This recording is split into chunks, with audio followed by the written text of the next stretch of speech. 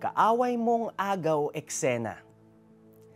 Naramdaman mo na ba yung ang saya-saya ng araw mo kasi may blessings ka at sinagot na ni Lord ang matagal mo nang pinagpe-pray?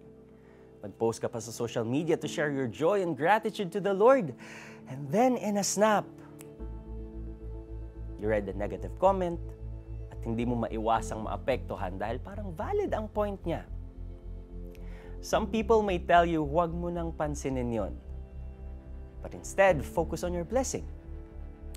Even when, deep inside, there's a growing seed of doubt and fear in your heart. Kung sa mga teleserye may kontrabida, in real life, meron din. May kaaway tayo na gustong manira ng ating buhay. Sabi sa Ephesians 6 verse 12, may kadilimang umiiral sa sanlibutan. At ito ang mga hukbong espiritual ng kasamaan. Pero bago ka pa mabalisa, be reminded that we have a victorious Lord and Savior, Jesus Christ. He has overcome the world. Rest assured that we can have peace kahit may gustong mang-agaw ng eksena.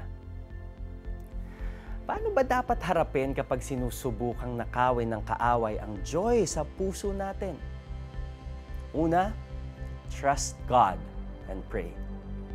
The best way to combat the enemy's attack is to be reminded of the Lord's victorious character. Pray and trust the Holy Spirit to guide you in all truth. Pakatandaan mo, anuman ang magandang inumpisahan ni Lord sa buhay mo, ay tiyak na tatapusin niya. Pangalawa, be courageous. Manindigan ka at mahigpit mong panghawakan ang pangako ni Lord sa iyo. Higit sa lahat, itaboy mo ang kaaway sa pangalan ni Jesus. Huwag kang maniwala sa boses niya.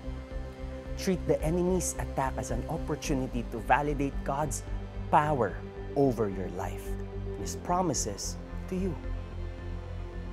Let's pray. Lord Jesus, maraming salamat na Ikaw ay dumating upang kami ay maligtas at magkaroon ng buhay na masagana at ganap. Nagtitiwala ako sa iyo at hindi ako naniniwala sa kasinungalingan ng kaaway. In Jesus' name, Amen. Reclaim your joy. Open some photo albums and recount all the good things God has done in your life and in your family.